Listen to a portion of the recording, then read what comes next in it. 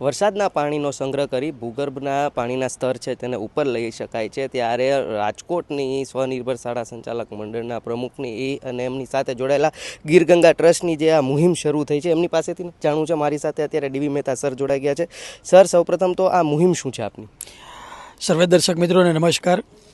આપણે જોઈએ છીએ કે સમગ્ર વિશ્વ એ પીવાના પાણીની સમસ્યાનો સામનો કરી રહેલ છે. ભારત દેશની વાત કરીએ તો ભારત દેશના લગભગ 33% ગામડાઓમાં આજે પણ પીવાના પાણીની સમસ્યા છે. મોટા શહેરોની વાત કરીએ તો બેંગ્લોર, દિલ્હી, ઇન્દોર, ઇવન આપણે બરોડા જેવા શહેરમાં આપણે જોઈએ છીએ કે પીવાના પાણીની ખૂબ જ મોટી સમસ્યા છે. રાજકોટ શહેરની વાત કરીએ તો સમગ્ર રાજકોટ શહેર છે એ નર્મદાના પાણી ઉપર નિર્ભર છે. આપણે રાજકોટની વસ્તી આજથી 40 વર્ષ પહેલાં 1.5-2 લાખની હતી, ત્યારે જે આપણી પાસે પાણીના સ્ત્રોત હતા, જે ડેમ હતા, એટલા જ લગભગ ડેમ અત્યારે છે આપણી પાસે. અત્યારે રાજકોટની વસ્તી 20 લાખથી વધુ થઈ ગઈ છે. એટલે આપણે આમ નર્મદાના પાણી પણ સંપૂર્ણપણે નિર્ભર છીએ. તમે કલ્પના કરો કે મધ્યપ્રદેશના ઉપરવાસ જે નર્મદા ડેમ છે એમાં વરસાદ ક્યારેક ના પડે તો રાજકોટની હાલત શું થાય. ત્યારે અમે એક SFS જળસંચય અભિયાન કે જેના માધ્યમથી વરસાદનું પાણી, આપણે જોઈએ છીએ કે મોટાભાગનું વરસાદનું પાણી 90%થી વધુ વરસાદનું પાણી છે એ દરિયામાં વહી જાય છે. જો આ વરસાદના પાણીને ભૂગર્ભમાં સંગ્રહવા માટેનું આપણે અભિયાન શરૂ કરીએ અને એમાં બધા સાથે મળીએ તો મને એવું લાગે છે કે આપણું ભૂગર્ભનું જળનું સ્તર પણ ઉપર આવશે, સાથે સાથે એની ગુણવત્તા પણ ખૂબ જ સુધરી શકે એવું છે. અને અમે આનો અનુભવ કરેલો છે. એટલે અમે SFS જળસંચય અભિયાન ગીરગંગા પરિવાર ટ્રસ્ટ તેમજ રાજકોટ મ્યુનિસિપલ કોર્પોરેશનને સાથે રાખી અને કરેલું છે.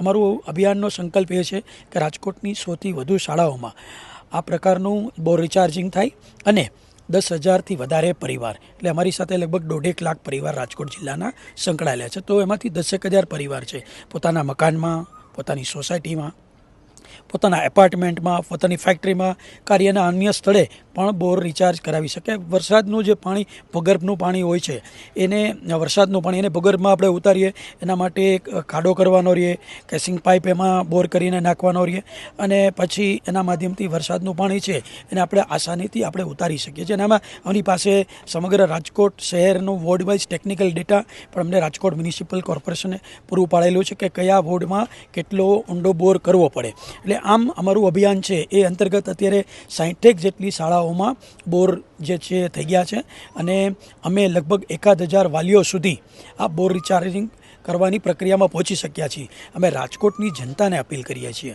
અમે રાજકોટની પ્રજાને અપીલ કરીએ છીએ કે તમે આ જે SFS જળસંચય અભિયાન છે એમાં આપ જોડાઓ અને આપણે સૌ સાથે મળી અને આ જે વરસાદનું પાણી છે એને સંગ્રહ કરીએ, આપણા જે ભૂગર્ભના જળસ્તર છે એની ગુણવત્તા પણ સુધારીએ. અત્યારે જે 500, 600, 700 ફૂટે પાણી નથી આવતું એની જગ્યાએ જો ભૂગર્ભનું સ્તર ઉપર આવે તો વખતે 200-250 ફૂટે પાણી છે મળે. બીજું કે જે TDS છે એ ઓછા TDS વાળું પાણી પણ આપને મળે, કેમ કે વરસાદનું પાણી છે ઉચ્ચ ગુણવત્તાનું હોય અને જેટલું ઉપર હશે એટલા એના TDS ઓછા હશે. એટલે આમ ઊંચી ગુણવત્તા સાથેનું પાણી પણ આપને મળી રહે અને આપણે સાથે મળી અને આવનારા સમયમાં જે સંકટ આવવાનું છે પીવાના પાણીનું, એ સંકટમાંથી આપણે સૌ સાથે મળી અને બહાર નીકળી શકીએ. અને મને એવું લાગે છે કે એક શાળા તરીકે એક શિક્ષણ ના અમારા ફિલ્ડમાં પણ આ અમારી એક સામાજિક જવાબદારી બને છે કે અમે એને સમાજને આનાથી અમે અવગત કરીએ, એને જાગૃત કરીએ અને સમાજના પર્યાવરણની જાળવણી માટે અમે પણ કાંઈ કાર્ય કરીએ. સાથે સાથે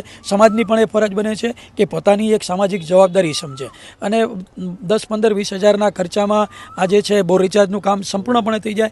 ગીરગંગા પરિવાર ટ્રસ્ટ છે આ ટેકનિકલી અમને સહયોગ આપે છે અને એ એમની પાસે પૂરી ટીમ છે.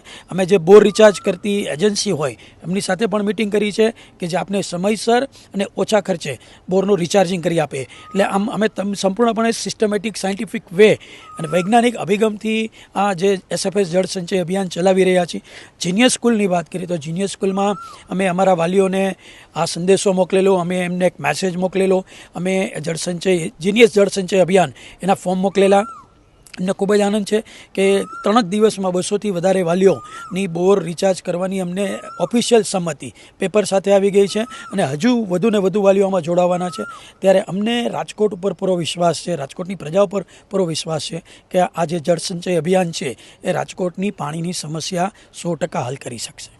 જી બિલકુલ ડીવી મહેતા સરના જણાવ્યા મુજબ કે રાજકોટની પાણીની જે સમસ્યા છે એનો તો હલ આવશે, પરંતુ વિશ્વ આખું જ્યારે આ પાણીની સમસ્યાથી હચમચી રહ્યું હોય તો ક્યાંક ને ક્યાંક આ જે ઇનિશિયેટિવ છે, આ મુહિમ છે એ દેશ અને વિશ્વને કામ આવશે. માત્ર બોર રિચાર્જ કરાવવાનું છે ને વરસાદના પાણીથી ભૂગર્ભના સ્તરના પાણી ઉપર લઈ આવવાના રહેતા હોય છે. પ્રતિપાલસિંહ ઝાલા, રાજકોટ મિરર.